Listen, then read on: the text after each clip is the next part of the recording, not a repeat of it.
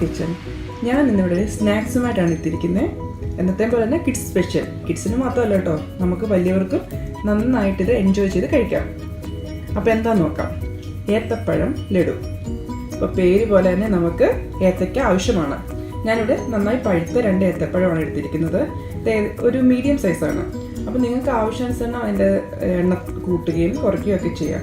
നന്നായി പഴുത്തത് എടുക്കുന്നതാണ് ഏറ്റവും നല്ലത്. കാരണം നല്ല ടേസ്റ്റ് കൂടുകയും ചെയ്യും. അപ്പോൾ നമുക്ക് പഞ്ചസാരയുടെ അളവ് കുറയ്ക്കുകയും ചെയ്യാം. അപ്പോൾ ബാക്കി എന്തൊക്കെയാണെന്ന് നോക്കാം. ഞാനിവിടെ 3/4 കപ്പ് അവലെടുത്തിട്ടുണ്ട്. ഈ അവല് വെളുത്ത അവലോ അല്ലെങ്കിൽ ബ്രൗൺ നിറമുള്ള അവലോ നമുക്ക് എടുക്കാം. ഇപ്പം ഞാനത് ബ്രൗൺ നിറമുള്ള അവലാണ് എടുത്തിരിക്കുന്നത്. അതുപോലെ തന്നെ നമുക്ക് 1/2 കപ്പ് പഞ്ചസാര, 1 കപ്പ് കോക്കനട്ട്, കുറച്ച് കാഷ്യൂനട്ട്, പിന്നെ ഇത് ഏലക്ക പൊടിച്ചതാണ്, ഇതൊരു 1/2 ടീസ്പൂൺ. അതുപോലെ തന്നെ ഉണക്കമുന്തിരി, പിന്നെ നമുക്ക് നെയ്യ്. ഇത് നമ്മുടെ ഏത്തപ്പഴം ഞാൻ ഇതുപോലെ അരിഞ്ഞതാണ്. അപ്പം ആദ്യം എന്താ ചെയ്യുന്നതെന്ന് വെച്ച് കഴിഞ്ഞാൽ നമ്മളൊരു പാൻ ചൂടാക്കി അതിനകത്ത് കുറച്ച് നെയ്യ് ഒഴിക്കും. എന്നിട്ട് നെയ്യ് ചൂടായി വരുമ്പോൾ നമ്മുടെ ഈ ഏത്തപ്പഴം അതിനകത്തിട്ട് ഒന്ന് വരട്ടിയെടുക്കും. എന്നിട്ട് അത് നമ്മൾ മാറ്റി വയ്ക്കും. പിന്നീട് അതേപോലെ തന്നെ നമ്മുടെ അവലും ചൂടാക്കിയെടുക്കും. അതെന്താ ചൂടാക്കിയെടുക്കുന്നത് വെച്ചാൽ നമുക്ക് മിക്സിയിലിട്ട് ഇതൊക്കെ ഒന്ന് പൊടിച്ചെടുക്കണം. അതിനുവേണ്ടി ആണ് നമ്മളിതെല്ലാം ഒന്ന് ചൂടാക്കിയെടുക്കുന്നത്. അപ്പോൾ നമുക്ക് നോക്കാം ഇതെങ്ങനെയാണ് തയ്യാറാക്കുന്നതെന്ന്. ആദ്യം നമുക്ക് കശുവണ്ടി ഇടാം.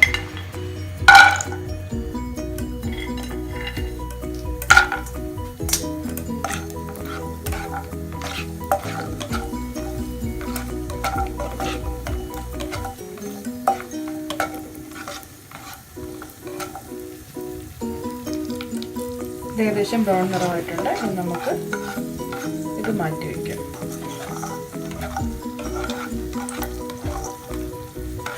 ഇത് നമുക്ക് നമ്മുടെ മുന്തിരിങ്ങ ഇട്ട് കൊടുക്കാം. മുന്തിരിങ്ങ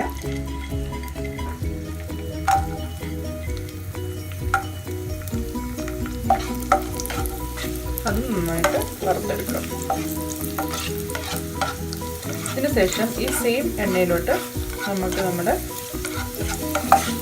പഴം വരട്ടിയെടുക്കാം. ഞാൻ ഓൾറെഡി അവിടെ അരിഞ്ഞു വെച്ചിട്ടുണ്ടല്ലോ പഴം നമുക്ക് നന്നായി വരട്ടിയെടുക്കാം. നമുക്ക് പഴം ചേർത്ത്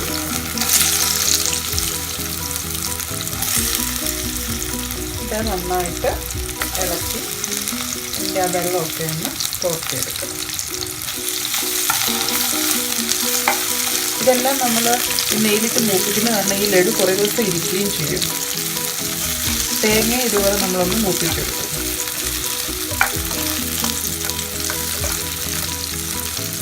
നമ്മുടെ പഴം നന്നായിട്ട് വഴന്നു വന്നിട്ടുണ്ട്. ഇനി നമുക്കിത് മാറ്റിയിട്ട് നമ്മുടെ അവൽ നമുക്ക് മൂപ്പിച്ചെടുക്കാം.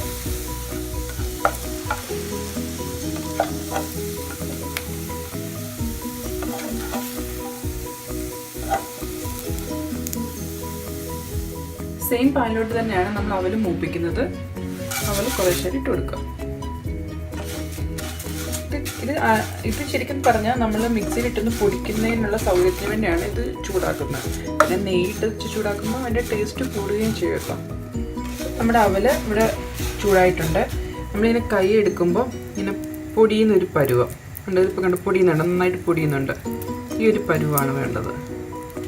ഇനി നമുക്കിത് മാറ്റിയിട്ട് നമ്മുടെ തേങ്ങ ഇട്ടൊന്ന് മൂപ്പിക്കാം. സെയിം പാൻ തന്നെയാണ് കുറച്ച് തേങ്ങ ഇട്ട് കൊടുക്കാം.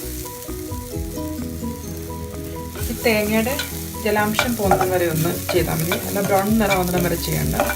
കാരണം ഇതിന് കുറച്ച് ദിവസത്തേക്ക് ഇരിക്കുന്നതിന് വേണ്ടിയാണ് നമ്മൾ ഇതിൻ്റെ എല്ലാം ജലാംശം കളയുന്നത്. അതെല്ലാം നമുക്ക് അന്ന് തന്നെ ഉപയോഗിക്കണമെങ്കിൽ ഇതിങ്ങനെ ചെയ്യേണ്ട കാര്യമില്ല. തേങ്ങ ഡയറക്റ്റ് ഇട്ടിട്ട് വേണം നമുക്ക് ഉണ്ടാക്കാവുന്നതാണ്.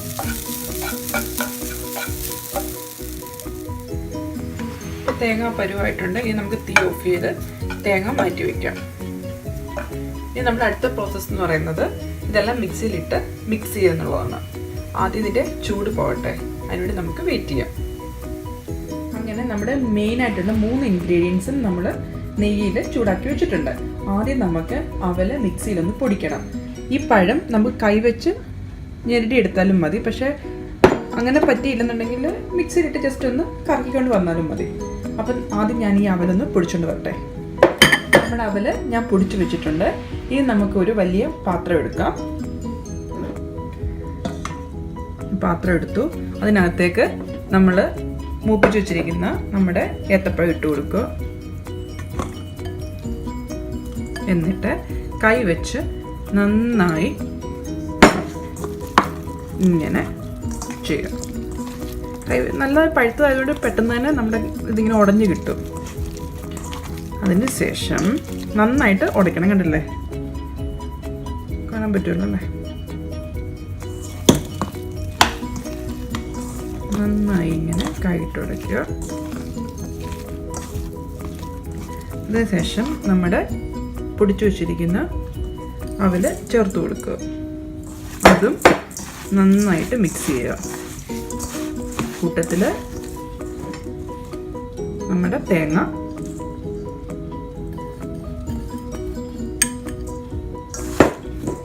പിന്നെ ഏലക്കാപ്പൊടി,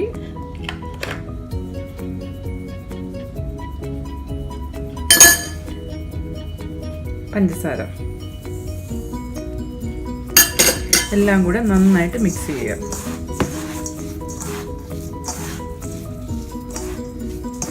ഇതിങ്ങനെ മിക്സ് ചെയ്യുമ്പോൾ നമ്മൾ നേരത്തെ വറുത്ത് വെച്ചിരുന്ന നമ്മുടെ കാഷ്യൂനട്ടും അതുപോലെ തന്നെ മുന്തിരിങ്ങയും കുറച്ചതിനകത്ത് ചേർത്ത് കൊടുക്കാം.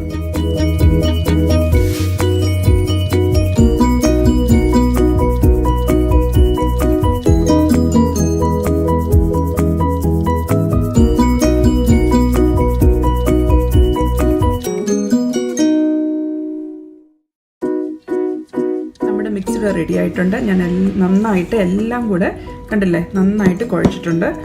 ഇനി നമുക്കിത് ഉരുളകളാക്കി മാറ്റണം.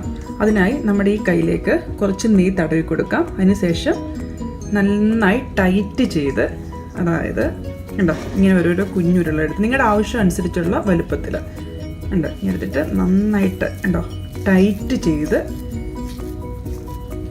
ഉരുളകൾ വേണേൽ ഇങ്ങനെ ഉരുട്ടിയെടുക്കാം. പ്രത്യേകം ശ്രദ്ധിക്കുക, നന്നായി ടൈറ്റ് ചെയ്യണം. എന്നിട്ട് ഓരോന്നോരോന്നായിട്ട് മാറ്റി വയ്ക്കാം. ഉണ്ടോ?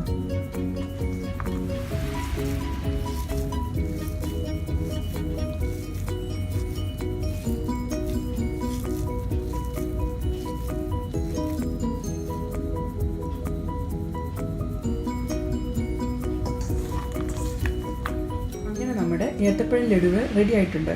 നിങ്ങളെല്ലാവരും ഇത് ട്രൈ ചെയ്യണം. ഇതൊരു ഹെൽത്തി ആയിട്ടുള്ള റെസിപ്പിയാണ്. കാരണം നെയ്യുടെ അളവ് വളരെ കുറവാണ് ഇതിനകത്ത്.